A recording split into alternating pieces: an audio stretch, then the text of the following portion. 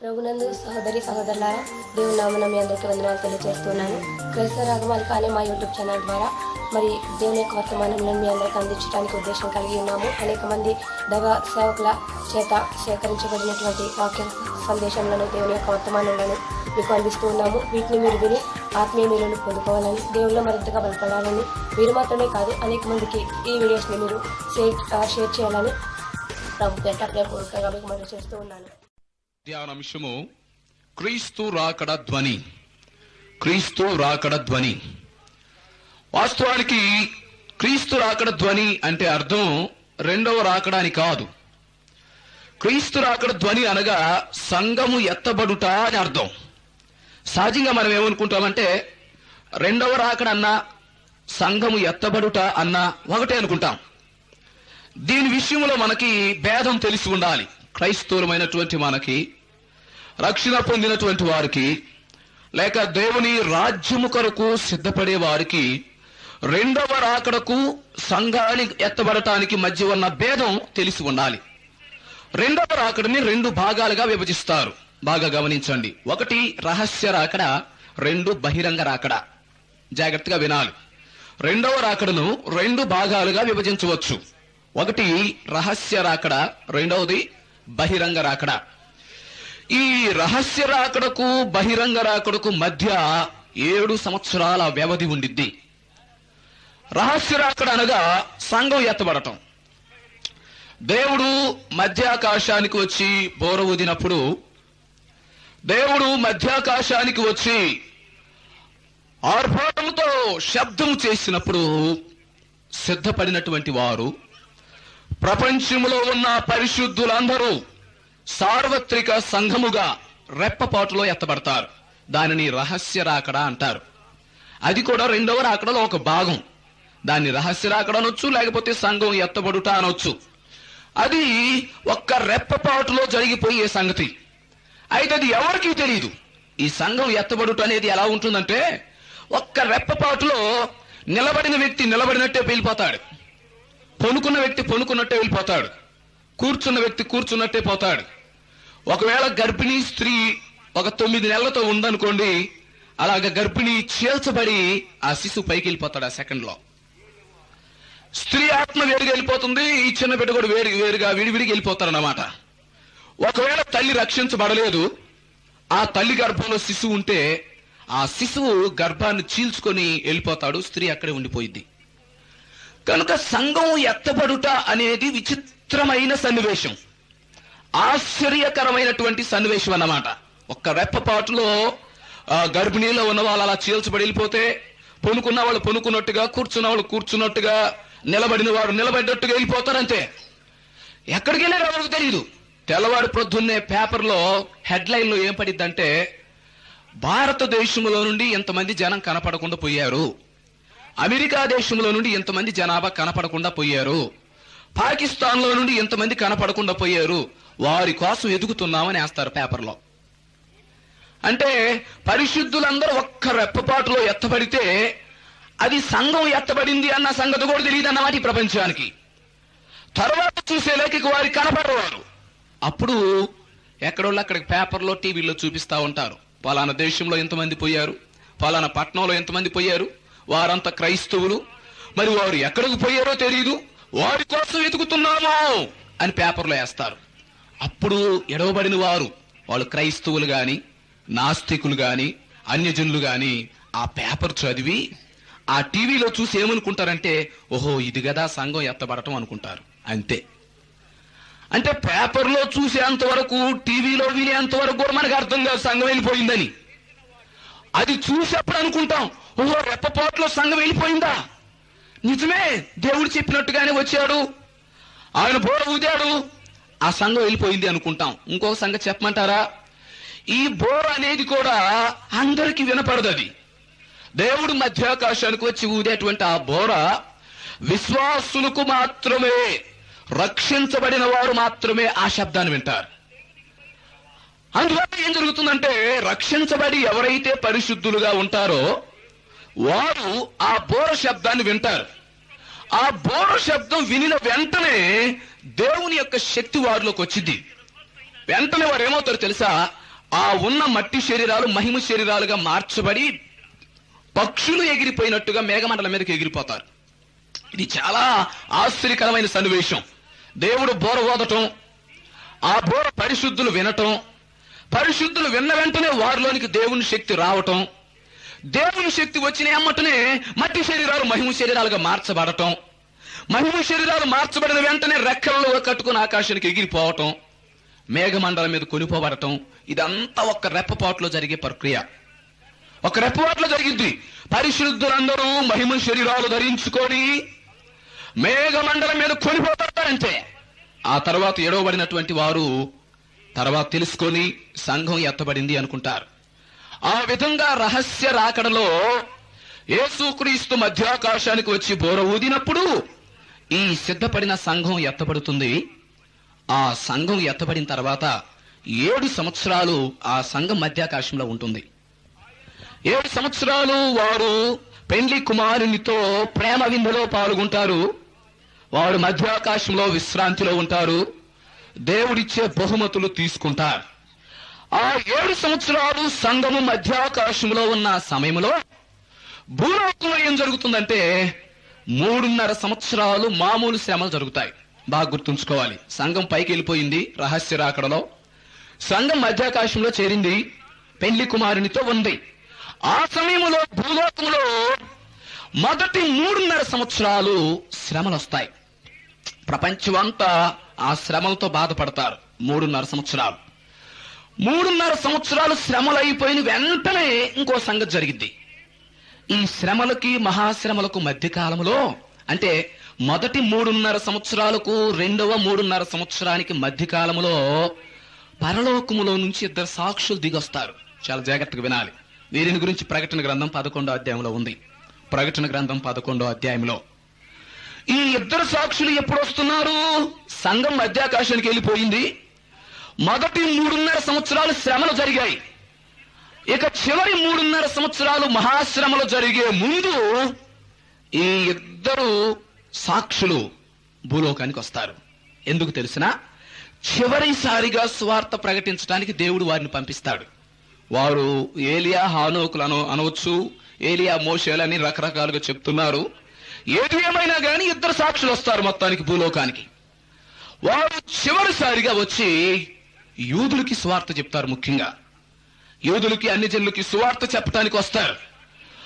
వారు సువార్త చెప్పడానికి వచ్చి ఎన్నో అద్భుతాలు చేసి, సూచక క్రియలు చేసి, యేసుక్రీస్తు వారి యొక్క సత్య సువార్తను ప్రకటించి చివరిసారిగా ఏం చెప్తారంటే, వారు సంఘం ఎత్తబడింది, అయినా మీకు ఇంకొక అవకాశం ఇవ్వబడుతుంది, ఇప్పుడన్నా రక్షించబడింది అని చివరిసారిగా వారు ఒకసారి దేవుని వాక్యాన్ని ప్రకటిస్తారు. ఈ లోపు ఏం జరుగుతుందంటే, అంత్యక్రీస్తు అనేవాడు ప్రపంచాన్ని ఏలటానికి సిద్ధపడతాడు. ఇక్కడ 2 సాక్షులు సువార్త ప్రకటిస్తున్న సమయంలో, 2 సాక్షులు చివరిసారిగా ఈ ప్రపంచాన్ని దర్శిస్తున్న సమయంలో అంత్యక్రీస్తు అనేవాడు ఈ 2 సాక్షుల్ని చంపేస్తాడు. అక్కడ అతడు తన పరిపాలన సిద్ధం చేసుకుంటాడు. ఆ పరిపాలనకి వీళ్ళిద్దరు అడ్డం వస్తారు. అప్పుడు అంత్యక్రీస్తు ఏం చేస్తాడంటే, ఈ 2 సాక్షుల్ని యెరూషలేము పట్టణంలో నడివీధుల్లో చంపేస్తాడంతే.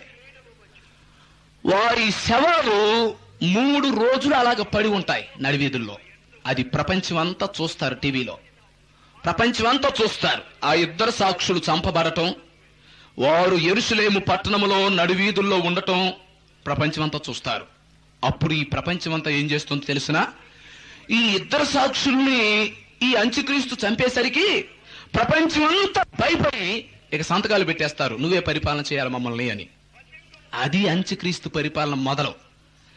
ఎప్పుడైతే 2 సాక్షులు, దేవుడు పంపించిన సాక్షుల్ని ఇతడు చంపాడో, అప్పుడు ప్రపంచంలో ఉన్న అన్ని దేశాలు వారు, అన్ని రాజ్యాలు వారు ఏమనుకుంటారంటే, ఇక ఇతడి కంటే శక్తి కలిగిన ఎవరున్నారు ఈ ప్రపంచంలో? పై నుండి దిగొచ్చిన వారిని, అద్భుతాలు చేస్తున్న వారిని చంపేశారు అంటే ఇంకితడే శక్తిమంతుడు, ఇతడే ప్రపంచాన్ని వెళ్తే బాగుంటుందని ఆ 2 సాక్షుల్ని ఈ అంత్యక్రీస్తు చంపటం చూసి ప్రపంచమంతా అతనితో ఒప్పందపడతారు, నువ్వు మమ్మల్ని ఏం చేయొద్దా, నువ్వే మమ్మల్ని పరిపాలన చేయాలి అని. అట్లా అంత్యక్రీస్తు రాజ్య స్థాపన జరిగి అంత్యక్రీస్తుగా పరిపాలించడానికి సింహాసనం ఎక్కే టైంలో ఈ ఇద్దరు సాక్షులు యెరూషలేము పట్టణములో 3 రోజులు అలాగా పడిపోయి ఉంటారంతే. వారిని ఎవరు పట్టించుకోరు. వారి శరీరాలు అలాగే కుళ్ళిపోయి వాసన కొడుతూ నడివీధుల్లో పడి ఉంటాయి. వాళ్ళు ఏలియా మోషే కానివ్వండి, ఏలియా హానోకు కానివ్వండి, ఎవరైనా కానివ్వండి. ఆ ఇద్దరు సాక్షులు నడివీధుల్లో 3 దినాలు అలాగా పడి కుళ్ళిపోయి వాసన కొట్టిన తర్వాత ఏం జరుగుతుందంటే 3వ దినము అందరూ చూచుతూ ఉండగా సజీవులుగా లేచి పరలోకానికి పోతారు వాళ్ళు. ఆ దృశ్యం కూడా అందరూ చూస్తారు పేపర్లో, టీవీలో. నడివీధుల్లో చనిపోయిన వారు, 3 దినాలు శవాలుగా పడి ఉన్నవారు అందరూ చూచుచూ ఉండగా సజీవులుగా లేచి పరలోకానికి వెళ్ళిపోతారన్నమాట. యేసుక్రీస్తు ఎట్లా ఆరోహణమైపోయాడో అలాగా వారిద్దరూ అలాగా ఆకాశానికి పోతా ఉంటే టీవీ రిలీజ్ చేసిద్ది అన్నమాట. ప్రపంచం మొత్తం టీవీలో చూస్తారు దాన్ని. అందులో అనుమానం ఏమీ లేదు. ఆ విషయం బైబిల్లో ఉంది. అయితే మీకు అర్థం అవటానికి నేను ఆ కథ రూపంలో చెప్తా ఉన్నాను. వారు అలాగ పైకి వెళ్ళిపోయే దృశ్యాన్ని వాళ్ళు వెళ్ళేటప్పుడే మనం చూస్తాం టీవీలో. క్రికెట్ వ్యాఖ్యానాన్ని ఎట్లా ఆ క్రికెట్ జరుగుతున్నప్పుడు ప్రజెంట్ మనం వింటామో, ఎట్లా చూస్తామో అలాగే వీళ్ళిద్దరు అలాగ పైకి వెళ్ళిపోతూ ఉంటే మనం దాన్ని చూస్తాం. ఆ రకంగా ఇద్దరు సాక్షులు భూలోకానికి వచ్చి చంపబడి 3 దినాలు ఇక్కడ ఉండి సజీవులుగా లేచి వాళ్ళు పరలోకానికి వెళ్ళిపోతారు. అప్పుడు ప్రియులారా, ప్రకటన గ్రంథం 11వ అధ్యాయంలో ఒక పక్షిరాజు కేక వేస్తుంది. ఈ ఇద్దరు సాక్షులు పైకి పోయిన తరువాత పక్షిరాజు ఏమని కేకేస్తుందంటే, అయ్యో అయ్యో అయ్యో భూజనులకు శ్రమ అని కేకేసింది ఆకాశంలో పక్షిరాజు. ఆ పక్షిరాజు కేకతో అంత్యక్రీస్తు పరిపాలన ప్రారంభమైంది. మహాశ్రమల యుగం కూడా ప్రారంభమైంది. 2 ఒకేసారి ప్రారంభం అవుతాయి. అంటే మొదటి 3.5 సంవత్సరాలు మామూలు శ్రమలు జరిగిపోయిన తర్వాత ఇద్దరు సాక్షులు వచ్చి సువార్త చెప్పి చనిపోయి సజీవులుగా లేచిన తర్వాత ఇక పక్షిరాజు కేక అన్నమాట అది. అయ్యో భూజనులకు శ్రమ, భూజనులకు శ్రమ, భూమి మీదకు దేవుని ఉగ్రత కుమ్మరించబడే దినం వచ్చింది అని పక్షిరాజు కేక వేయటంతోనే మహాశ్రమలు ప్రారంభమవుతాయి. ప్రియులారా, అంత్యక్రీస్తు పరిపాలన కూడా ప్రారంభమవుతుంది. ఈ 2 ఒకే సమయంలో 3.5 సంవత్సరాలు జరుగుతాయి. అంటే ఇప్పుడు ఎన్ని సంవత్సరాలు అయినట్టు చెప్పండి? ఎన్ని సంవత్సరాలు అయినట్టు? 7 సంవత్సరాలు. మొదటి 3.5 సంవత్సరాలు మామూలు శ్రమలు, రెండవ 3.5 సంవత్సరాలు మహాశ్రమలు. ఆ మహాశ్రమల కాలంలోనే అంత్యక్రీస్తు పరిపాలన చేస్తాడు. ఆ 7 సంవత్సరాల కాలంలో సంఘం మధ్యాకాశంలో ఉంటుంది. 7 సంవత్సరాలు పూర్తయిన తర్వాత మహాశ్రమల యుగం పూర్తయిద్ది, అంత్యక్రీస్తు పరిపాలన కూడా పూర్తయిద్ది. అప్పుడు దేవుడు తన సంఘాన్ని తీసుకొని, దేవదూతలను తీసుకొని సర్వ సైన్యముతో ఒలీవల కొండ మీదకి దిగొస్తాడు. దాన్ని 2వ రాకడ అంటారు. జకర్యా గ్రంథం 14:4 చదువుదాం. తీయండి. జకర్యా గ్రంథం 14వ అధ్యాయము 4వ వచనం చదువుదాం. ఇది 2వ రాకడ. ఆ దినమున, జాగ్రత్తగా వినాలి ఈ మాట, ఆ దినమున అంటే ఏ దినమున? మహాశ్రమల కాలం పూర్తయినటువంటి దినమున, లేక అంత్యక్రీస్తు 3.5 సంవత్సరాలు పరిపాలన చేసి ముగించిన దినమున, లేక సంఘము ఎత్తబడి 7 సంవత్సరాలు పూర్తయిపోయినటువంటి దినమున.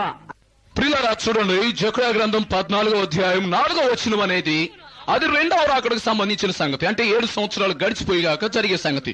ఆ దినమున యెరూషలేము ఎదుట తూర్పు తట్టుననున్న ఒలీవల కొండ మీద ఆయన పాదమును ఉంచగా, ఇది 2వ రాకడ.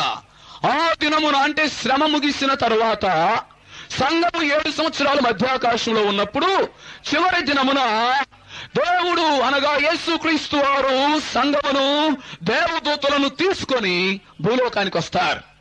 ఆయన యెరూషలేము ఎదుటనున్న ఒలీవల కొండ మీదకు దిగినప్పుడు ఆ ఒలీవల కొండ తూర్పు తట్టునకును పరమట తట్టునకును నడిమికి విడిపోతుందట. చూడండి, యేసు ప్రభువారు ఒలీవల కొండ మీదకు అడుగు పెట్టినప్పుడు, యేసు ప్రభువారు ఒలీవల కొండ మీదకు దిగినప్పుడు ఈ ఒలీవల కొండ తూర్పు తట్టుకి పరమట తట్టుకి విభాగించబడుతూ ఉంది.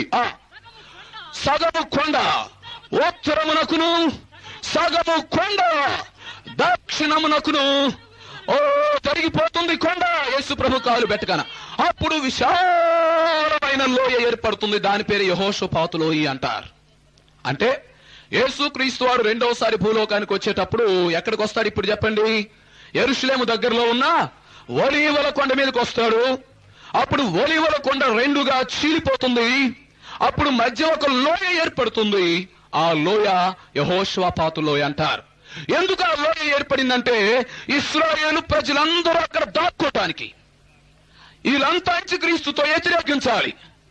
ఈ ఇశ్రాయేలీలందరూ అంత్యక్రీస్తుతో యుద్ధం చేయాలి.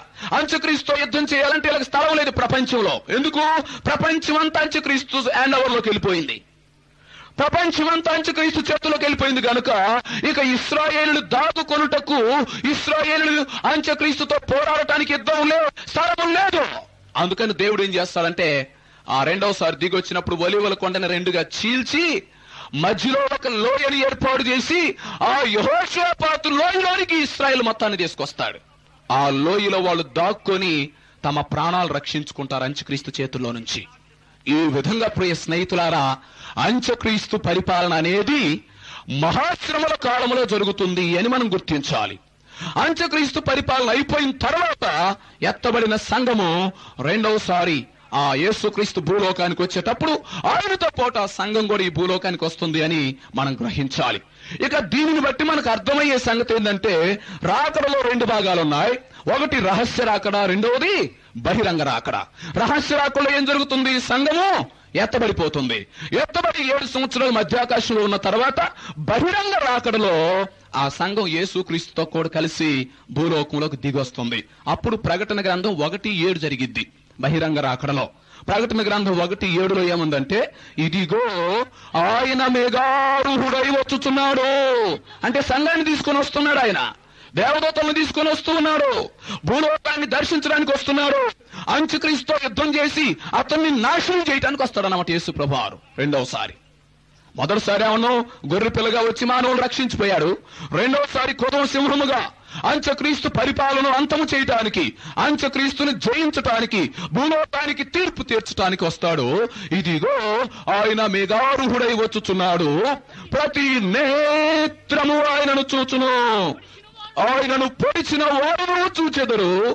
భూజనులందరూ ఆయనను చూచి రమ్ము కొట్టుకొందురు. అది రెండవ రాకడంటే. ఆయన రెండవసారి భూలోకానికి వచ్చినప్పుడు అప్పుడు బహిరంగంగా అందరూ చూస్తారు. భూజనులందరూ ఆయన చూసి రమ్ము కొట్టుకుంటారు.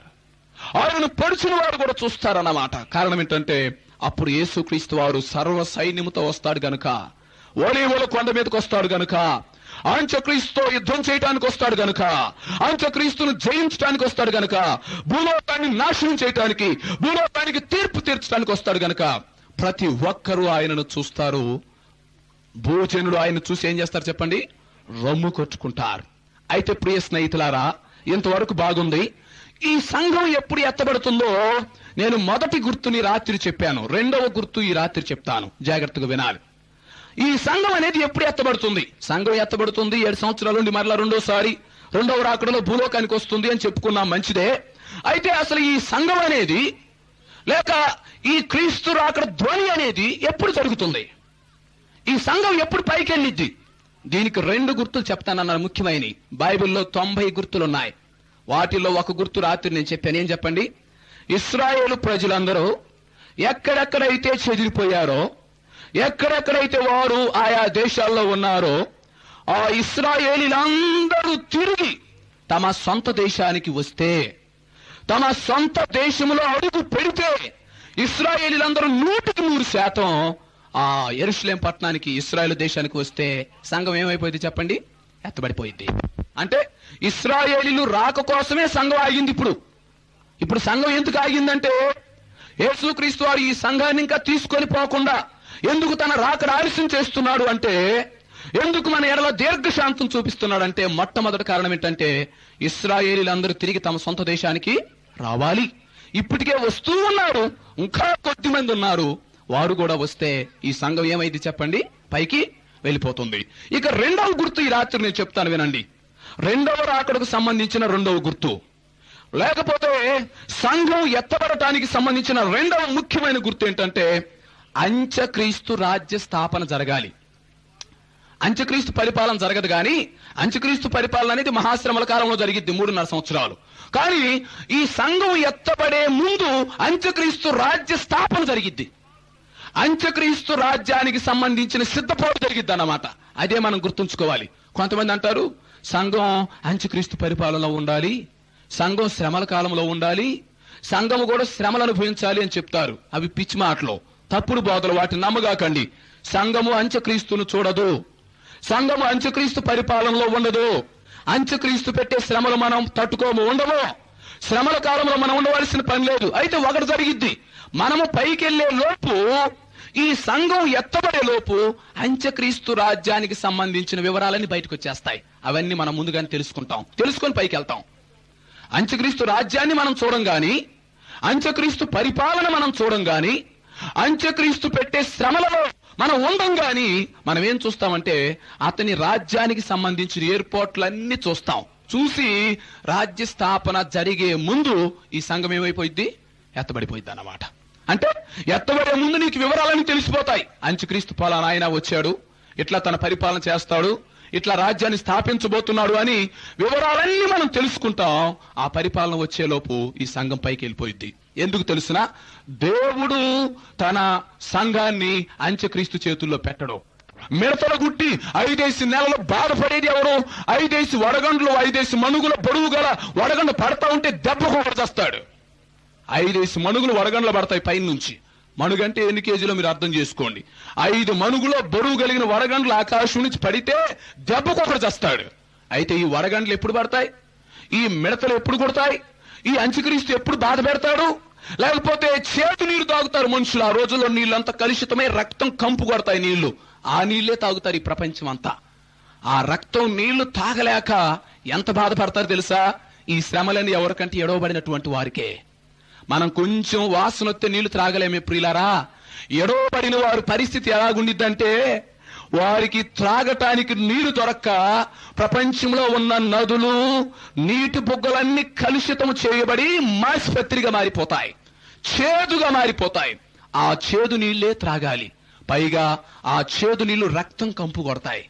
చాలా జాగ్రత్త. మీరు అనుకుంటున్నారేమో ఆ తర్వాత రక్షించబడొచ్చులే, రాకడ ఉందా, ఉన్నప్పుడు చూసుకుందాంలే, సంఘం పైకి వెళ్ళినప్పుడు చూసుకుందాంలే, యేసుక్రీస్తు నమ్మాలా, చర్చికి పోవాలనుకుంటున్నారా, మీ ఇష్టం. నేను చెప్తున్నాను, మీరు యేసుక్రీస్తు నమ్మకపోతే, మీరు మారు మనసు పొందకపోతే, ఎత్తబడే సంఘంలో ఉండకపోతే మీ పరిస్థితి ఏందో తెలుసా?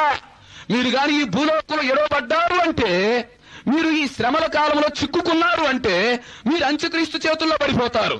అసలు ఆనాడు ప్రపంచం ఎట్లా ఉంటుందంటే, చేదు నీళ్లు తప్ప ఇక రెండో నీళ్లే దొరకవు. ఇక ఎక్కడ ఎత్తుకుదామన్నా దొరకవు. ఇక నీవు ఒకవేళ నువ్వు భూమిలో నుంచి తవ్వుకోవాలి, నీకు దొరకవు. ఇక ఆ చేదు నీళ్లే తాగి దప్పికి తీర్చుకోవాలి. రక్తం వాసన కొడతా ఉంటే ఆ నీళ్లే తాగుతారు మనుషులంటే. ఒక్కసారి మిడత గుట్టిందంటే ఆ మిడతలు వస్తాయి. తేలు గుట్టినంత బాధ 5 నెలలు బాధపడాలా ఒక్కసారి కుడితే. ఇప్పుడు తేలు గుడితే 24 గంటల బాధ ఉండిద్ది, మనకు తెలుసు. ఈ రోజు గుడితే రేపు దాకా ఉండిద్ది. అయితే ఆ రోజుల్లో వస్తాయి తేళ్లు లాంటి మిడతలు వస్తాయి. ఒకసారి గుడితే 5 నెలలు అదే బాధ కంటిన్యూ అయింది. కనుక ఈ విధంగా ఎడవబడిన వారికి ఎన్నో శ్రమలు ఉన్నాయి. ఎడవబడినటువంటి వారు శ్రమల పాలైపోతారు. ఎడవబడినటువంటి వారు హతసాక్షులుగా మారవలసి వస్తుంది. ఎడవబడినటువంటి వారు అంత్యక్రీస్తు చేతుల్లో ఎన్నో తిప్పలు పడతారు. అయితే ఈ శ్రమల నుంచి తప్పించుకోవాలి అంటే, అంత్యక్రీస్తు పరిపాలన చూడకుండా మనం దాటిపోవాలంటే మనం ఏం చేయాలి చెప్పండి? ముందుగానే రక్షించబడి మనం సిద్ధపడితే దేవుడు బోరవోదుగానే ఈ సంఘం ఏమైపోయింది చెప్పండి? పైకి వెళ్ళిపోతుంది. ఆ సంఘముతో పాటు మనం కూడా వెళతాం. దానికి సంబంధించిన రెండవ గుర్తుని రాత్రి నేను చెప్తున్నా. మొదటి గుర్తు, ఇశ్రాయేలీలందరూ సొంత దేశానికి తిరిగి వస్తారు. అది గుర్తుంచుకోండి. అది మీరు పేపర్లో చదవండి త్వరలో. ఇశ్రాయేలు తిరిగి వచ్చారు అంటే సంఘం ఎత్తబడుతుంది అని మీరు జ్ఞాపకం ఉంచుకొని మీరు త్వరగా రక్షించబడండి. రెండవ గుర్తు ఏంటంటే, అంత్యక్రీస్తు పరిపాలనకు సిద్ధపాటు జరిగిద్ది. అంత్యక్రీస్తు పరిపాలనకు ఏర్పాటు జరిగిద్ది. ఇప్పుడే అది ప్రారంభమవుతుంది అంత్యక్రీస్తు రాజ్యం. దానికి 4 విషయాలున్నాయి. ఈ రాత్రి వివరిస్తాను పైన త్వరగా, జాగ్రత్తగా వినాలి. అంత్యక్రీస్తు తన రాజ్యాన్ని స్థాపించుకోవటానికి 4 విషయాలున్నాయి. ఆ 4 విషయాలు ఇప్పుడు జరుగుతా ఉన్నాయి. రోజు పేపర్లో పడతానే ఉన్నాయి. నేను వాటన్నిటిని బాగా గమనిస్తూ ఉన్నాను. అంత్యక్రీస్తు పరిపాలనకు ఇప్పుడు ఏర్పాట్లు జరుగుతున్నాయి, అందులో అనుమానం లేదు. అవి 4 ముఖ్యమైన విషయాలు నేను చెప్తాను. ఈ 4 ముఖ్యమైన విషయాలు ఇప్పుడు జరుగుతున్నాయి. ఇవి గాని పూర్తయినాయి అంటే అంత్యక్రీస్తు పరిపాలన ఏర్పాటు అయినట్టే. అంత్యక్రీస్తు పరిపాలన ఏర్పాటు అయినట్టే, సంఘం పైకి వెళ్ళిపోయినట్టే. ఇక రక్షించబడకపోతే ఇక నీ తిప్పలు చూసుకో. ఇక ఎడవబడ్డావంటే నీ తిప్పలు చూసుకో. అయితే ఏంటి సార్ అసలు అంత్యక్రీస్తు ఎవరండి? ఆయన ఎక్కడి నుంచి వస్తాడండి? అంత్యక్రీస్తు రాజ్యం ఎలా ఉండిద్దండి, దానికి సంబంధించి 4 విషయాలు ఏంటండి అని అడుగుతారా? అయితే రండి బైబిల్లోకి వెళ్దాం. ప్రకటన గ్రంథం 13వ అధ్యాయం. అసలు అంత్యక్రీస్తు ఎవరండి? ఆయన ఎక్కడి నుంచి వస్తాడు? ఆ రాజ్యం ఎలా ఉండిద్ది? మరి ఆ రాజ్యానికి సంబంధించిన 4 అంశాలు ఏంటి? ఆ అంత్యక్రీస్తు రాజ్యం మేము ఎట్లా గుర్తుపట్టాలి అని మీరు అడిగితే, ఇప్పుడు మిమ్మల్ని నేను ప్రకటన గ్రంథం 13వ అధ్యాయం మొదటి నుండి చదువుదాం. పరిశుద్ధ గ్రంథం తీసి చూడండి. ప్రకటన గ్రంథం 13వ అధ్యాయం మొదటి నుండి. మరియు 10 కొమ్ములను 7 తలలను గల ఒక క్రూర మృగము సముద్రములో నుండి పైకి వచ్చుట నేను చూచితిని. దాని కొమ్ముల మీద 10 కిరీటములను, దాని తలల మీద దేవదూషణకరమైన 7 పేర్లు ఉండెను. చాలు, ఇదండి క్రూర మృగం. అంతటా నేను చూడగా, యోహాను భక్తుడు మాట్లాడుతూ ఉన్నాడు. గమనించాలి, అంత్యక్రీస్తు రాజ్యాన్ని గురించి మాట్లాడుతున్నాడు. ఇక్కడ అంత్యక్రీస్తుని గురించి మాట్లాడుతున్నాడు. ఈ అంత్యక్రీస్తు అనేవాడు సంఘం ఎత్తబడే ముందే బయటకు వస్తాడు. పరిపాలన చేయగానే ముందే బయటకు వచ్చేస్తాడు. వచ్చేసి తన పనులు చేస్తూ ఉంటాడు. ఇతడు ఎలా వస్తున్నాడంటే, అంతటా నేను చూడగా సముద్రములో నుండి 10 కొమ్ములను 7 తలలను కలిగినటువంటి ఒక క్రూర మృగము సముద్రములో నుండి పైకి వచ్చుట నేను చూచితిని. రైట్, ఏంటి క్రూర మృగం? సముద్రం అంటే ఏంది? 10 కొమ్ములు అంటే ఏంటి? అబ్బా, ఎంత బాగుందండి బైబిల్లో. ఇది ఆలోచిస్తా ఉంటే నాకు చాలా విచిత్రం అనిపిస్తుంది. 2000 సంవత్సరాల క్రితం జరిగిన సంగతి ఇప్పుడు చక్కగా జరిగింది. ఇక్కడ సముద్రము అనగా మీరు గుర్తుంచుకోండి, మధ్యధరా సముద్రం. ప్రపంచానికి మధ్యలో ఉంది, మిడిల్ సీ. ఆ మధ్యధరా సముద్రంలో ఉంది యూరోప్ ఖండం, ఐరోపా ఖండం. ఈ సముద్రంలో నుంచి ఒక క్రూర మృగం బయటికి రావాలా. ఆ క్రూర మృగానికి ఎన్ని కొమ్ములు ఉండాలి? 10 కొమ్ములు ఉండాలి. అంటే దీని అర్థం ఏంటంటే, మధ్యధరా సముద్రంలో నుంచి ఒక రాజ్యం బయటకు వచ్చింది. ఆ రాజ్యము 10 రాజ్యాల యొక్క కలయిక. 10 కొమ్ములు 10 రాజ్యాలు గుర్తు. 10 రాజ్యాలు కలిసి ఒక రాజ్యంగా ఏర్పడతాయి. ఆ 10 రాజ్యాలు కూడా ఒకే సముద్రంలో నుంచి బయటకు వస్తాయి అన్నమాట. ఖచ్చితంగా ఇప్పుడు జరిగిందండి. ఇప్పుడు ప్రపంచంలో ఉంది అది యూరోపియన్ సమాజం. పేపర్లో చదివే వాళ్ళు తెలుసుకోవచ్చు, రాజకీయం తెలిసిన వాళ్ళు, జనరల్ నాలెడ్జ్ ఉన్నవారు తేలిగ్గా అర్థం చేసుకుంటారు. అంత్యక్రీస్తు రాజ్యం ఇప్పుడు ఉంది. దాని నమూనా బయటకు వచ్చింది. ఖచ్చితంగా ప్రకటన గ్రంథంలో చెప్పబడిన ప్రవచనం నెరవేరింది. సముద్రములో నుంచి ఒక క్రూర మృగం బయటకు వచ్చింది. దానికి ఎన్ని కొమ్ములు ఉన్నాయట? 10 కొమ్ములు ఉన్నాయి. 10 కొమ్ముల మీద 10 కిరీటాలు ఉన్నాయి. 10 కొమ్ములు 10 రాజ్యాలను సూచిస్తున్నాయి. అంటే 10 రాజ్యాలు కలిసి ఒకే రాజ్యంగా ఏర్పడతాయి. ఆ రాజ్యం అనేది సముద్రంలోనే ఉండిద్ది. ఖచ్చితంగా ఇప్పుడు కానీ మీరు ఐరోపా ఖండాన్ని చూస్తే, ఈ ఐరోపా ఖండం మధ్యధరా సముద్రంలో ఉంది. ఈ ఐరోపా ఖండంలో ఉన్న 10 దేశాల వారు ఈ మధ్య కాలంలో కలిశారు. మొట్టమొదటిసారిగా 1958వ సంవత్సరం నుంచి వాళ్ళు ప్రణాళిక వేసుకున్నారు, మనం కలుసుకోవాలి అని. అది దేవుని చిత్తం, అది ప్రవచనం యొక్క నెరవేర్పు. ఎప్పుడో 2000 సంవత్సరాల క్రితం చెప్తే ఆ ప్రవచనం యోహాను భక్తుడు చూస్తే దర్శనంలో అది ఇప్పుడు నెరవేరింది. ఐరోపా ఖండంలో ఉన్నవారు ఒక 10 దేశాల వారు కలిసి మనం ఒక రాజ్యంగా ఏర్పడదాం, మనం అందరం కలిసి ఒకే రాజ్యాన్ని పెట్టుకుందాం, మనం అందరం కలిసి ఒకే పరిపాలన పెట్టుకుందాం, చిన్నగా మనం అభివృద్ధి చెంది ఈ ప్రపంచం మొత్తాన్ని మన హ్యాండ్ ఓవర్లోకి తెచ్చుకుందాం అని ఆలోచన వచ్చింది వాళ్ళకి. ఇది అంత్యక్రీస్తు బుద్ధి. దాన్నే ఇప్పుడు ఏమని పిలుస్తున్నారంటే ప్రపంచంలో యూరోపియన్ సమాజం అంటారు. అందులో ఖచ్చితంగా 12-13 దేశాలు ఉన్నాయి. ప్రస్తుతానికి లెక్క ప్రకారం 10 ఉండాలి. అంటే మిగతా 2-3 దేశాలు తన్నుకొని బయటకు వచ్చేస్తారు వాళ్ళు. చివరికి నిలబడేది 10. ఇప్పుడు మనం ఐరోపా ఖండంలోకి వెళ్ళి ఒక్కొక్క దేశాన్ని పేరుతో పిలిస్తే వాళ్ళు ఏమంటారంటే, మమ్మల్ని ఐరోపా సమాజం అని పిలవండి అంటారు. అంటే మమ్మల్ని విడివిడిగా చూడొద్దు, మేము 10 రాజ్యాలను కలిసి ఒకటయ్యామని వాళ్ళ అర్థం. అంటే ఇప్పుడు 10 రాజ్యాలు కలిసి ఒక రాజ్యంగా ఏర్పడ్డాయి అంటే సముద్రం నుంచి ఒక మృగం బయటకు వచ్చేసింది. ఆ 10 రాజ్యాలు 10 కొమ్ములను సూచిస్తా ఉన్నాయి అంతే. ఆ అంత్యక్రీస్తు క్రూర మృగానికి గుర్తు. అంత్యక్రీస్తుని క్రూర మృగంతో ఎందుకు పోల్చేయమంటే, మృగం లాంటి స్వభావం కలిగి ఉంటాడు అన్నమాట వచ్చే అంత్యక్రీస్తు. మృగానికి ఏ విధంగా దయ, జాలి వెనక ముందు ఉండదో, మృగం ఏ విధంగా అన్నిటినీ హింసిస్తుందో, మృగం ఏ విధంగా అన్నిటినీ భక్షిస్తుందో, అలాగే ఈ వచ్చే అంత్యక్రీస్తు అనేవాడు కూడా నిర్దయగా, దయాదాక్షిణ్యం లేకుండా క్రూరంగా ఉంటాడు గనక ఈ అంత్యక్రీస్తు దేంతో పోల్చబడ్డాడు చెప్పండి? క్రూర మృగంతో పోల్చబడ్డాడు. ఆ క్రూర మృగం ఎక్కడి నుంచి బయటికి రావాలంట? సముద్రం నుంచి బయటికి రావాలంట. వచ్చేసింది మధ్యధరా సముద్రంలో నుంచి. దానికేం 10 కొమ్ములు ఉండాలట. అట్నే 10 రాజ్యాలు వచ్చేసాయి. ఆ 10 రాజ్యాలు కలిసి ఒక రాజ్యంగా ఏర్పడి యూరోపియన్ సమాజంగా వచ్చాయి. ఇప్పుడు యూరోపియన్ మార్కెట్ ఏర్పడింది, యూరోపియన్ బ్యాంక్ వచ్చింది, యూరోపియన్ కరెన్సీ వచ్చింది, యూరోపియన్ అడ్మినిస్ట్రేషన్ వచ్చేసింది. ఇదంతా అంత్యక్రీస్తు పరిపాలనకు ఇండైరెక్ట్ గా జరుగుతున్నటువంటి సిద్ధపాటు. అయితే ఇక్కడ ఇంకో సంగతి ఉంది. ఈ మధ్య కాలంలోనే ఈ ఐరోపియన్ సమాజానికి అధ్యక్షుడిగా రోములో ఉన్న వ్యక్తిని ఎన్నుకున్నారు. 10 దేశాలలో కలిసి 10 దేశాల్లో రోమ్ ఒకటి. అయితే ఇక్కడ ఇంకో సంగతి ఉంది. ఈ మధ్య కాలంలోనే ఈ ఐరోపియన్ సమాజానికి అధ్యక్షుడిగా రోములో ఉన్న వ్యక్తిని ఎన్నుకున్నారు. 10 దేశాలలో కలిసి 10 దేశాల్లో రోమ్ ఒకటి. రోమా దేశానికి చెందినటువంటి అధికారిని ఈ 10 దేశాలకు చెందిన వారు నాయకుడిగా ఎన్నుకున్నారు. ఇది పెద్ద దౌర్భాగ్యమైన స్థితి. అంటే రానున్న దినాల్లో ఈ ఐరోపా ఖండంలో నుండి ఈ 10 దేశాల్లో నుండే ఖచ్చితంగా ఒకడు అంత్యక్రీస్తుగా లేస్తాడు అని మీరు గుర్తించాలి. ఈ 10 రాజ్యాలు కలిసి ఆ అంత్యక్రీస్తు అనేవాడికి సపోర్ట్ చేస్తాయన్నమాట. వాడేం చేస్తాడంటే ఈ 10 రాజ్యాలు కలిపి ఒక రాజ్యంగా ఏర్పాటు చేసి, అంటే యూరోపియన్ సమాజం అనే పేరుతో రానున్న దినాల్లో ప్రపంచం మొత్తాన్ని గల్లంతు చేసేస్తాడు. అమెరికా చేతులు ముడుచుకొని కూర్చునిద్ది, రష్యా పారిపోయిద్ది, ఇక ఏ దేశం కూడా పనికిరావు. ఈ ఐరోపా సమాజం ముందుకు ఏది కూడా నిలవలేదు. ఇప్పుడున్న అమెరికా, రష్యాలు, ఇప్పుడున్న చైనాలు, ఇప్పుడున్న ఆసియా ఖండం ఇవన్నీ పనికిరావు. ఇక ఐరోపా ఖండం వారు ప్రపంచమంతా వారు కంట్రోల్లోకి తెచ్చుకుంటారు. వారేం చేస్తారంటే 4 పనులు చేస్తారు. వాటిని నేను చెప్తాను. అంటే ఇప్పుడు రాజ్యం ఏర్పడిందని మీకు అర్థమైందిగా. ఈ ఐరోపా సమాజం వాళ్ళు 4 పనులు చేయాలా. 4 పనులు చేస్తే అప్పుడు సంఘం ఎత్తబడాలా. ఏంటయ్యా వాళ్ళు చేసే పని అంటే, మొట్టమొదటిగా ప్రపంచమందంతటా ఒక నాణ్యాన్ని తీసుకొస్తారు. రూపాయి నాణ్యాన్ని తీసుకొస్తారు. ప్రపంచంలో ఇప్పుడు ఒక్కొక్క దేశంలో ఒక్కొక్క నాణ్యం ఉండిద్ది. మన భారతదేశంలో రూపాయి ఉంది. మీరు అరేబియా, కువైట్ దేశానికి వెళ్తే దేనారం అంటారు, ఇంగ్లాండ్కి వెళ్తే పౌండ్ అంటారు, అమెరికాకి వెళ్తే డాలర్ అంటారు.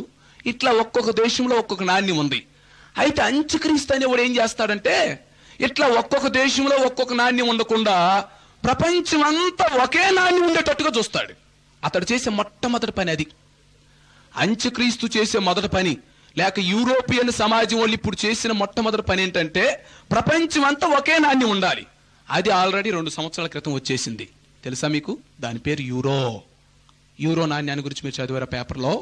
అదే త్వరలో అంత్యక్రీస్తు నాణ్యంగా మారిపోద్ది. ఆ యూరో నాణ్యం అనేది అమెరికా డాలర్ను పడగొట్టేసిద్ది.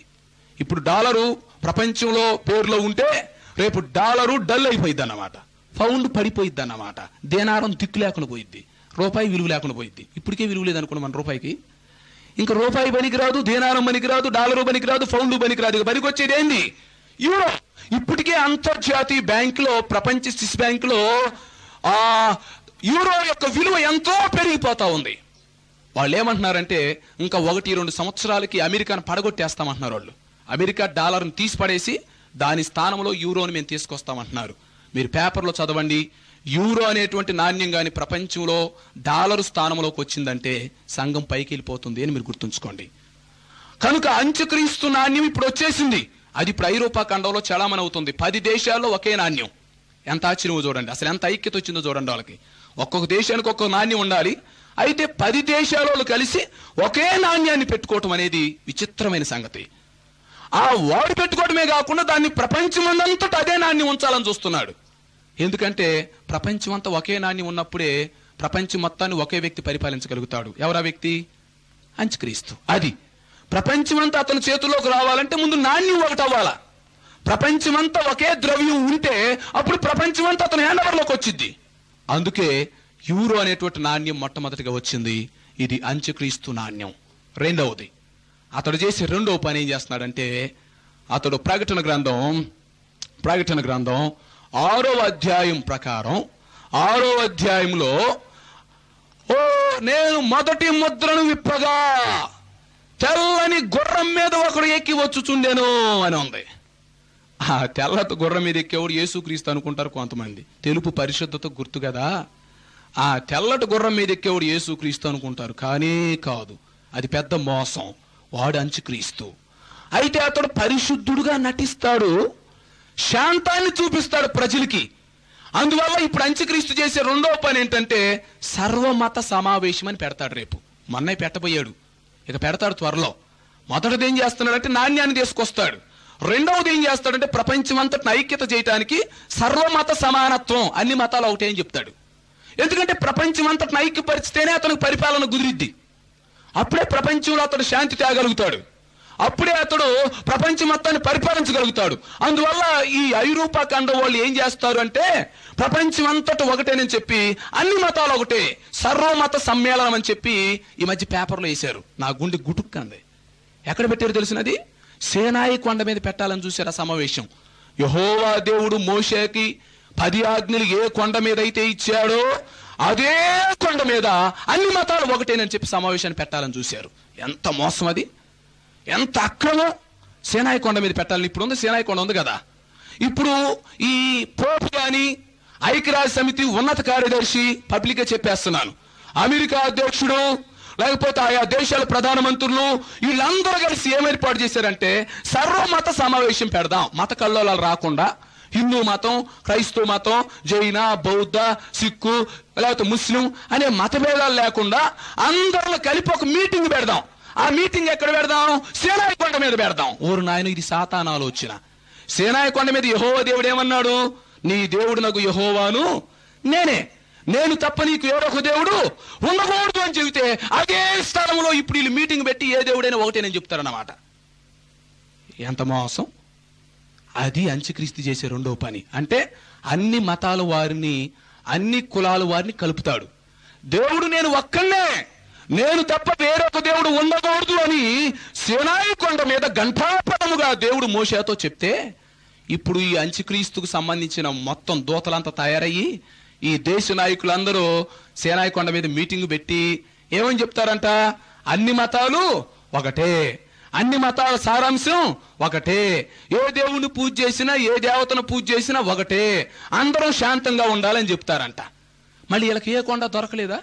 సరే అట్టైన అనుకోవటానికి ఏ కొండ కావాలంటే వీళ్ళకి సీనాయి కొండ మీద మన మీటింగ్ పెట్టబోయారండి, పేపర్లో వేసారు, మీరు చదవలేదా? అయితే మీరు చదవలేదేమో, మీకు అయ్యేందుకు మీకు నవలు కావాలి కదా. మీకు ఆ స్వాతిలో ఏముంటాయో లేకపోతే జోకులు ఏముంటాయో చూసుకుంటారు. పేపర్లో ఉన్న అసలైన విషయాలు మీకెందుకు ఎక్కుతాయి బుర్రకాయ? మీకెందుకు అర్థమవుతాయి? ఈ మధ్య సీనాయి కొండ మీద సర్వమత సమావేశానికి పోపు హాజరైన సంగతి మీకు తెలియదా? ఆ మీటింగ్ పెట్టాలని ప్రయత్నం చేశారు. ఎందుకు? ప్రపంచం మొత్తాన్ని ఐక్యపరచాలి అని. ఐక్యపరిస్తే అంత్యక్రీస్తు అనేవాడు వచ్చి దానంతా తెలుస్తాడు. ప్రపంచం మొత్తాన్ని అతను హ్యాండ్ ఓవర్ చేసుకుంటాడు. కనుక అంత్యక్రీస్తు చేసే మొదటి పని ఏంటంటే చెప్పండి, ప్రపంచం మొత్తం ఒకే నాణ్యాన్ని తీసుకొని రావాలి. అది ఇప్పుడు వచ్చిందా రాలేదా? వచ్చేసింది. దాని పేరేంది? యూరో నాణ్యం. అయితే ఇప్పుడు ఇంకా అమల్లోకి 10 దేశాల్లోనే అమల్లో ఉంది. ఇక త్వరలో ప్రపంచం అంతా వ్యాపించిద్ది. రెండవది ఏంటి? సర్వమత సమావేశం జరిగి ఈ యూరోపియన్ సమాజం వాళ్ళు ఏం చేస్తారంటే అందరూ ఒకటే, అన్ని మతాలు ఒకటే, అన్ని కులాలు ఒకటే, అన్ని భాషలు మాట్లాడేవాళ్ళు ఒకటే, మనమంతా ఒక కుటుంబం అని చెప్పి ఉట్టుట్టి మాటలు చెప్తారన్నమాట. ఉట్టుట్టి శాంతిని తీసుకొస్తారు. అందుకే వాడు తెల్లగుర్రం మీద ఎక్కాడు. తెల్లగుర్రం మీద ఎక్కేసరికి యేసుక్రీస్తు అనుకుంటున్నాం మనం. అంతటా మొదటి ముద్ర విప్పగా తెల్లగుర్రం మీద ఎక్కిన ఒకరిని చూచి తిని ఈడే మాసుగాడు. ఈ తెల్లగుర్రం పరిశుద్ధతకి శాంతానికి గుర్తుగా ఉంది. అంటే ఇతడు పరిశుద్ధుల్లాగా నటించి ప్రపంచానికి శాంతినిస్తానని చెప్తాడు. ప్రపంచంలో ఐక్యతను తీసుకొని రావాలని చూస్తాడు. అన్ని మతాలు ఒకటేనని చెప్తాడు.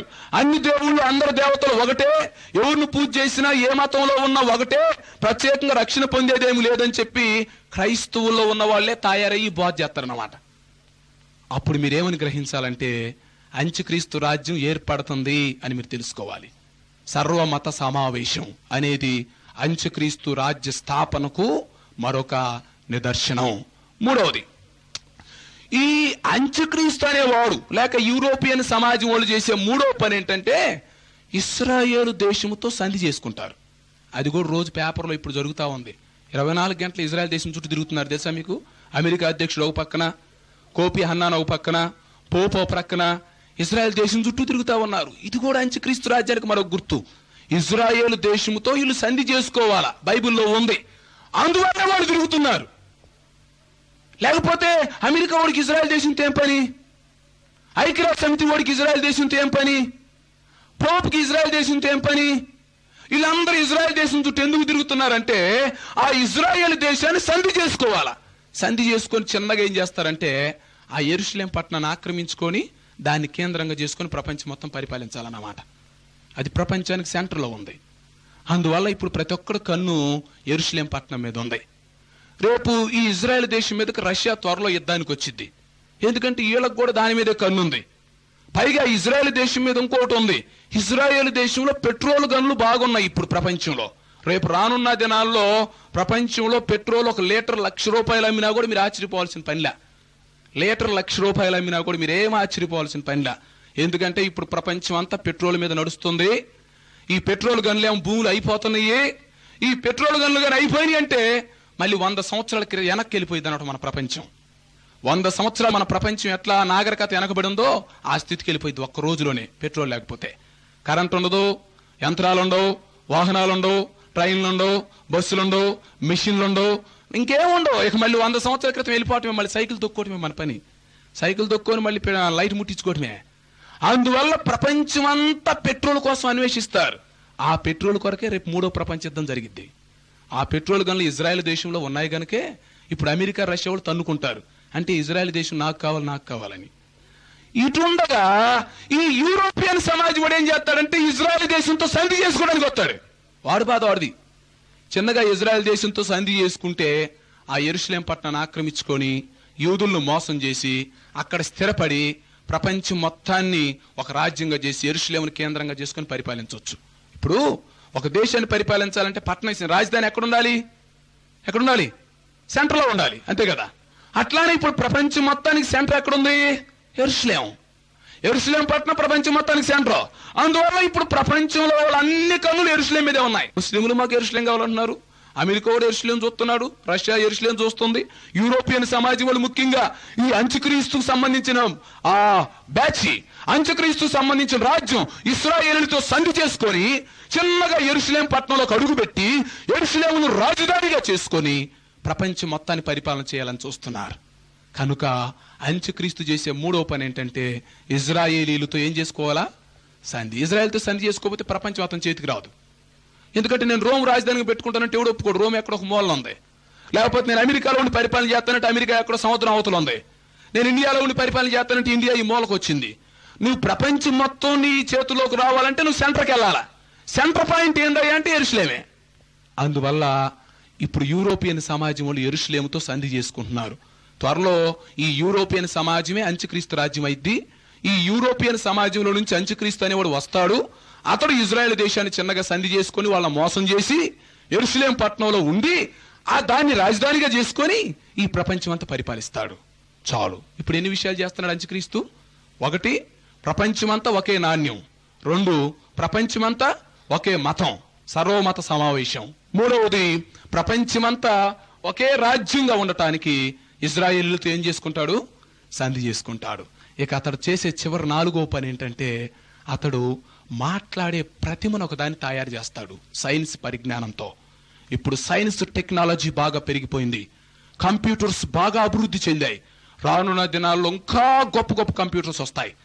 ఎలాంటి కంప్యూటర్ వస్తుందంటే రానున్న దినాల్లో అంత్యక్రీస్తు తయారు చేసేది బిల్ గేట్స్ ఇప్పుడు ఎంతో తయారు చేస్తా ఉన్నాడు విచిత్రమైన కంప్యూటర్స్. వచ్చే రోజుల్లో ఎలాంటి దాన్ని తయారు చేస్తాడంటే మాట్లాడే ప్రతిమను ఒక దాన్ని తయారు చేస్తాడు. అంత్యక్రీస్తు ఎలాగుంటాడో అదే రూపం కలిగినటువంటి ఒక బొమ్మను తయారు చేసి ఆ బొమ్మకు జీవాన్ని పోస్తాడు అతడు. ఆదాముకు ఎట్లా దేవుడు జీవాన్ని పోశాడో, మట్టి బొమ్మని ఏ విధంగా దేవుడు మనిషిగా మార్చాడో అంత్యక్రీస్తు కూడా సైన్స్ పరిజ్ఞానంతో అదే పనిచేస్తాడు రానున్న దినాల్లో. అంటే మనుషులు జ్ఞానం ఎంత డెవలప్ అయితే మీరు అర్థం చేసుకోండి. కంప్యూటర్స్ పెరిగినాయి గనక, సాంకేతిక పరిజ్ఞానం పెరిగింది గనక, సైన్స్ టెక్నాలజీ బాగా అభివృద్ధి చెందింది గనక అంత్యక్రీస్తు అనేవాడు ఏం చేస్తాడంటే తనలాంటి ఒక బొమ్మను తయారు చేస్తాడు. తనలాగే ఉండిద్ది అది. ఆ బొమ్మకు జీవాన్ని పోస్తాడు. జీవాన్ని పోస్తే అదేమైపోయి తెలిసిన మాట్లాడే ప్రతిమగా మారి అది చూసిద్ది, మాట్లాడిద్ది, నడిసిద్ది, పనిచేసిద్ది అన్నమాట. అలాంటి ప్రతిమను తయారు చేస్తాడన్నమాట. అంటే దేవుడు గాని మనిషిని తయారు చేసినట్టుగానే ఇతను ఒక మనిషిని తయారు చేస్తాడు. జీవము కలిగినటువంటి మనిషిని. ఎంత ఆశ్చర్యం! మాట్లాడే మనిషి, నడిచే మనిషి. ఆ ప్రతిమ మనిషి ఎలా ఉంటాడు చెప్పండి? అంత్యక్రీస్తులాగే ఉంటాడు. అప్పుడు ఆ ప్రతిమను తయారు చేసి ఆ ప్రతిమను తీసుకొని వచ్చి యెరూషలేం దేవాలయంలో పెడతాడు. దాన్నే మత్తయి సువార్త 24వ అధ్యాయం 15వ వచనంలో చెప్పాడు. ఇవన్నీ బైబిల్లో ఉన్న సంగతులే. అయితే వాటిని మనం అర్థం చేసుకోవడం కష్టం కాబట్టి మనకు అర్థం కాదు. మత్తయి సువార్త 24:15 యేసు ప్రభు అన్నాడు, కాబట్టి ప్రవక్తి అయిన దానియేలు చెప్పినట్లుగా నాశనకరమైన హేయ వస్తువు పరిశుద్ధ స్థలమందు నిలిచి ఉండుట మీరు చూచినప్పుడు గ్రహించునుగాక అంటాడు. అంటే నాశనకరమైన హేయ వస్తువు అంటే ఏందనుకుంటున్నారు? అంత్యక్రీస్తు లాంటి ప్రతిమ, అది మాట్లాడే ప్రతిమ, అది జీవము కలిగినటువంటి ప్రతిమ. దాన్ని తయారు చేస్తారంతే. ఆ ప్రతిమను తయారు చేసి దాన్ని యెరూషలేం పట్టణంలో పెడితే అదేం చేసి తెలిసిన, యెరూషలేం పట్టణంలో ఉండి ప్రపంచంలో ఉన్న ప్రతి వ్యక్తిని కంట్రోల్ చేసిద్ది అన్నమాట. అది ఆ ప్రతిమ. నువ్వు ఇక్కడ ఏం చేస్తున్నావో అది చెప్పేసిద్ది. ప్రపంచంలో ఏ మనిషి ఏం చేస్తున్నాడో, ఎక్కడ ఏం చేస్తున్నారో, ఎవరెవరు ఎక్కడెక్కడ తిరుగుతున్నారో మొత్తం కనుక్కోగలిగిన కెపాసిటీ దానికి ఉంది. ఎందుకంటే అది కంప్యూటర్ కదా, అది మాట్లాడే కంప్యూటరు, అది జీవం కలిగిన కంప్యూటరు. ఆ ప్రతిమ యెరూషలేములో ఉండి ప్రపంచంలో ఉన్న ప్రతి వ్యక్తిని గుర్తుబట్టి ఆ వివరాలన్నీ అంత్యక్రీస్తుకి అందించిద్ది అన్నమాట. అంటే అంత్యక్రీస్తుకి హెల్ప్ఫుల్ గా, సహకారంగా ఉండిద్ది అన్నమాట అది. మరి ప్రపంచం మొత్తాన్ని ఒకే వ్యక్తి పరిపాలన చేయాలంటే కష్టం కదా. ఒక ఊరినే మనం పరిపాలన చేయలేం, ఒక దేశాన్నే పరిపాలన చేయలేం. అలాంటప్పుడు ప్రపంచం అంతా పరిపాలన చేయాలంటే ఇది సాధ్యమయ్యే పని కాదు. అందువల్లే మాట్లాడే ప్రతిమ, ఆ ప్రతిమ అంత్యక్రీస్తు లాంటి ప్రతిమ, అది ఉండేది యెరూషలేము దేవాలయంలో. అది ప్రపంచం మొత్తాన్ని ఫీడింగ్ చేసి అంత్యక్రీస్తుకి అందించింది. ఆ తర్వాత అంత్యక్రీస్తు అనేవాడు ఏం చేస్తాడంటే, దీనికి మీరు నమస్కారం చేయండి అని బలవంతం చేస్తాడు. అదే ఏమన్నాడంటే, నాశనకరమైన హే వస్తువు ఎక్కడ ఉంటుంది? పరిశుద్ధ స్థలములో. నాశనకరమైన హే వస్తువు అంటే విగ్రహం. మరి ఇప్పుడు అంతే కదా, అంత్యక్రీస్తు లాంటి ప్రతిమ అంటే కదా అంత్యక్రీస్తు విగ్రహం అనే కదా. ఆ విగ్రహం మాట్లాడుతుంది, అది యెరూషలేములో పెట్టేసి దానికి మ్రొక్కమని ప్రచారం చేస్తారంట ప్రపంచం అంతటిని. దానికి మ్రొక్కినోడికే భోజనం, దానికి మ్రొక్కినోడికే రేషన్ కార్డు, దానికి మ్రొక్కినోడికే ఈ భూలోకంలో జీవితం. ప్రతి ఒక్కడు ఆ అంత్యక్రీస్తు ప్రతిమకు మ్రొక్కాలన్నమాట. ఆ అంత్యక్రీస్తు ప్రతిమ సహాయముతో అంత్యక్రీస్తు అనేవాడు ప్రపంచంలో పరిపాలన చేస్తాడు. అది కూడా ఇప్పటికే తయారవుతా ఉంది. ఈ మధ్యకాలంలో ముందు మనిషిని తయారు చేసే ముందు గొర్రెని ఒక దాన్ని తయారు చేశారు. సైన్స్ వాళ్ళకి తెలుసు ఆ సంగతి. ఒక గొర్రెని సొంతగా తయారు చేసేసారు అంతే. ఆ గొర్రె నడుస్తుంది, చక్కగా మేత మేస్తుంది, అన్ని చేస్తుంది. మనుషులు తయారు చేశారు, గొర్రెని తయారు చేశారు. ఇప్పుడు మనిషిని కూడా తయారు చేస్తాం అన్నారు, కానీ ఐక్యరాజ్య సమితి కూడా దాన్ని ఆపేశారు, తయారు చేయొద్దు అన్నారు. లేకపోతే ఇప్పుడు మనుషులను కూడా తయారు చేసేస్తారు. మనుషులు అంత జ్ఞానం వచ్చేసింది. అయితే దాన్ని తయారు చేయొద్దు అన్నారు. ఎందుకు చేయొద్దు అన్నారు అంటే, అంత్యక్రీస్తు అనేవాడే చేయాలి, ఇంకెవరు చేయకూడదు దాన్ని. లేకపోతే ఇప్పుడు చేసేస్తారు సైంటిస్టులు. ఒక మనిషిని తయారు చేయగలరు. అలెగ్జాండర్ లాంటి ఒక మనిషిని తీసుకొచ్చి ఇప్పుడు తయారు చేస్తారు. అలెగ్జాండర్ చచ్చిపోయి కొన్ని వందల సంవత్సరాలైనా అతని ఎముకను ఒక దాన్ని తీసుకొచ్చి ఆ ఎముకలో నుంచి కొన్ని భాగాలు తీసి అతని లాంటి వ్యక్తిని తయారు చేసి ఇప్పుడు నిలబెడతారు. అతన్ని మాట్లాడతాడు. ఇప్పుడు అలెగ్జాండర్ బతికిస్తారు. అలెగ్జాండర్ ఎముకతో అలెగ్జాండర్ తయారు చేయగలరు. హిట్లర్ ఎముకతో హిట్లర్ని తయారు చేయగలరు. ఒకలాంటి మనిషిని అతని ఎముకతో, లేక అతని యొక్క చిన్న ఏది దొరికినా దాంతో ఒక మనిషిని తయారు చేసే జ్ఞానం ఇప్పుడు ప్రపంచంలో వచ్చింది. అయితే దాన్ని బ్యాన్ చేశారు. మీకు తెలియదు ఆ సంగతి. పేపర్లో వేశారు, వండర్ వరల్డ్లో వేశారు, టీవీలో దాని గురించి ఎంతో ప్రచారం కూడా చేశారు. అయితే దాన్ని ఏమన్నారంటే, మనిషిని తయారు చేయటం నేరం కాబట్టి అట్లా ఎవడైనా మనిషిని తయారు చేస్తే వాడికి మరణశిక్ష విధించబడుతుంది అని చెప్పేశారు. ఎవడైనా మనిషిని కానీ తయారు చేస్తే వాడికి మరణశిక్ష పడుతుంది అన్నారు. అందుకే అది ఆగిపోయింది. అయితే రేపు ఆ మనిషిని ఎవరు తయారు చేస్తారు చెప్పండి? అంత్యక్రీస్తు అనేవాడు ఆ మనిషిని తయారు చేసుకొని యెరూషలేములో పెట్టి పరిశుద్ధ స్థలంలో ప్రపంచమంతా దానికి మ్రొక్కేటట్టుగా చేసి అప్పుడు అతడు ప్రపంచం మొత్తాన్ని తన హ్యాండ్ ఓవర్ చేసుకుంటాడు. ఎప్పుడైతే ఈ నాశనకరమైన హే వస్తువు అంటే మాట్లాడేటువంటి ఈ ప్రతిమ, ఈ అంత్యక్రీస్తు విగ్రహం ఆ యెరూషలేం దేవాలయంలో పెట్టబడుతుందో ఆ సందర్భంలో ఈ సంఘం పైకి ఎత్తబడింది. మా ప్రియమైన స్నేహితులారా, ఈ విధంగా నేడు కాలమాన పరిస్థితులను చూస్తూ ఉంటే అంత్యక్రీస్తు పరిపాలన సిద్ధమైంది. యూరోపియన్ సమాజం వచ్చింది. 4 విషయాలు ఇప్పుడు వచ్చినాయి. యూరో నాణ్యం వచ్చింది. తర్వాత సర్వమత సమావేశం సిద్ధమవుతుంది. ఇజ్రాయేలుతో సంధి జరుగుతుంది. ఈ మాట్లాడే ప్రతిమ కూడా సిద్ధమయ్యే దినాలు కూడా దగ్గరికి వచ్చాయి. ఈ విధంగా ఈ ఏర్పాట్లన్నీ జరిగి అంత్యక్రీస్తు రాజ్యం స్థాపించే టయానికి ఈ సంఘం పైకి వెళ్ళిపోయింది అన్నమాట, మధ్యాకాశానికి. కనుక అంత్యక్రీస్తు పరిపాలన కోసం ఈ ప్రపంచం సిద్ధపడతా ఉంది. ఈ ప్రపంచం అంతా నాశనం చేయడానికి అంత్యక్రీస్తు అనేవాడు రాబోతున్నాడు. ఈ ప్రపంచం అంతటిని ఏలటానికి అతడు రాబోతున్నాడు. అతడు వచ్చాడంటే ఈ ప్రపంచానికి మహాశ్రమలు వస్తాయి. మరి నీ పరిస్థితి ఏంటి? ఒకవేళ ఈ రాత్రి అంత్యక్రీస్తు పరిపాలన పని ఆ సిద్ధపాటు పూర్తయితే, అంత్యక్రీస్తు రాజ్య ఏర్పాటు పూర్తయితే, సంఘం ఎత్తబడితే నువ్వు ఆ సంఘంలో ఉంటావా? నేను ముగింపులో ఇదే ప్రశ్న అడుగుతున్నాను. నువ్వు ఆ సంఘంలో ఉంటావా? నువ్వు రక్షణ పొందేవా? పాప క్షమాపణ పొందేవా? బాప్తిసం తీసుకున్నావా? యేసుక్రీస్తుని రక్షకుడుగా ప్రభువుగా అంగీకరించావా? నేను ఎంత వాక్యం చెప్పినా, పేపర్లో నుంచి మీకు ఇన్ని గుర్తులు చెప్పినా మీరు నమ్మకపోతే, మీరు మారు మనసు పొందకపోతే మీ నాశనానికి మీరే ఉత్తరవాదులు అవుతారు. రేపు సంఘం ఎత్తబడినప్పుడు మీరు రొమ్ము కొట్టుకుని ఏడుస్తారు. అయ్యో పాస్టర్ గారు పిల్లలకు చెప్పినట్టుగా ఎన్ని వివరాలు చెప్పాడే, ప్రతిదీ కూడా పేపర్లో నుంచి టీవీల ద్వారా మాకు చెప్పాడే, మేము ప్రపంచంలో జరిగే విషయాలు చదువుతూ కూడా నమ్మలేకపోయామని రేపు మీరు ఏడుస్తారు, బాధపడతారు. ఆ సంఘం ఎత్తపడే దినం దగ్గరికి వచ్చింది. క్రీస్తు రాకడ ధ్వని త్వరలో మ్రోగబోతుంది. సంఘం ఎత్తబడబోతుంది. మరి ఈ రాత్రి నువ్వు రక్షించబడ్డావా? అందుకే ఈ మానవ జాతిని రక్షించడానికి గత 2000 సంవత్సరాల క్రితం యేసుక్రీస్తు భూలోకానికి వచ్చి మనందరి కోసం, మనకు రావాల్సిన శిక్ష, మన మీదకు రావాల్సిన శాపం, మన మీదకు రావాల్సిన మరణం, మన మీదకు రావాల్సిన తీర్పు యేసుక్రీస్తు వారే భరించి మనందరి పక్షంగా ఆయన శిలువలో మరణించాడు. ఎందుకు తెలుసా?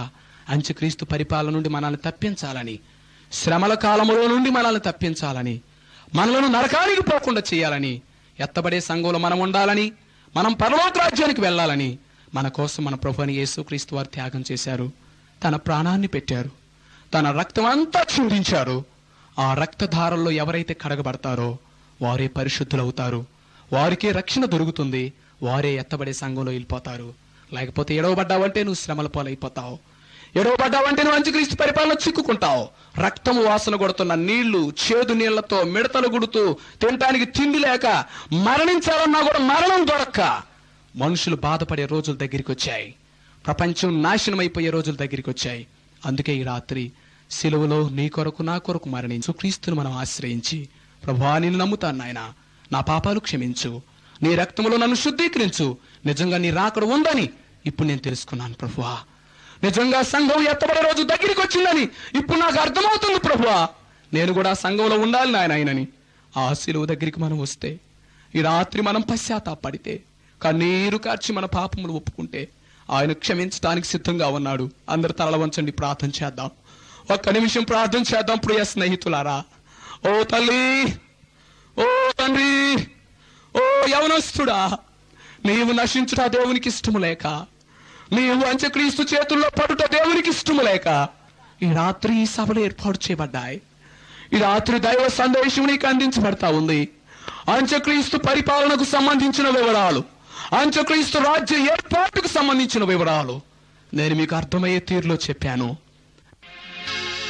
ఈ రాత్రి రక్షణ పొందటానికి ఒక తీర్మానం చేసుకుందాం. ఈ రాత్రి యేసుక్రీస్తు రాకడలో సంఘములో ఎత్తబడటానికి సిద్ధపడాలని మనం చేస్తూ ఉన్నాను. క్రీస్తు రాకడ ధ్వనిని విన్నటువంటి మీరు ఆ ధ్వని కొరకు సిద్ధపడండి. ముందుగానే రక్షించబడి ఆ ధ్వని ఎప్పుడు వినబడినా వెళ్ళటానికి సిద్ధంగా ఉండండి. దానికి ఒకటే మార్గం, యేసుక్రీస్తు రక్తంలో మన జీవితాలు కడుక్కొని ఆయన కొరకు పరిశుద్ధులుగా జీవిస్తూ ఆయన రాకడ కొరకు సిద్ధపడదాం. పరిశుద్ధుడైన మా తండ్రి, జీవాధిపతివైన మా ప్రభువా, మీ ఘనమైన పాదములకు స్తోత్రము చెల్లిస్తూ ఉన్నాం. మీరు మమ్మల్ని ప్రేమించి ఇచ్చిన ఈ వర్తమానం కొరకు మీకు వందనాలు. ఈ వర్తమానం మా హృదయాలలో ఫలింప చేయండి నాయన. క్రీస్తు రాకడ ధ్వని 2 దినాలు వినపడింది. ఆ ధ్వనిని మీరు విన్నారు, అయితే సిద్ధపాటు దయచేయండి. అనేకులు రక్షణ పొందుటకు తీర్మానం చేసుకున్నట్లుగా సహాయం చేసి ఆ తీర్మానాన్ని స్థిరపరచండి. ఈ సభలు ఘనంగా జరిగించినందుకు మీకు కృతజ్ఞతాస్తుతులు చెల్లిస్తూ యేసు పరిశుద్ధ నామమున అడుగుచూ ఉన్నాను తండ్రి, ఆమేన్. థాంక్యూ. ధ్యానాంశము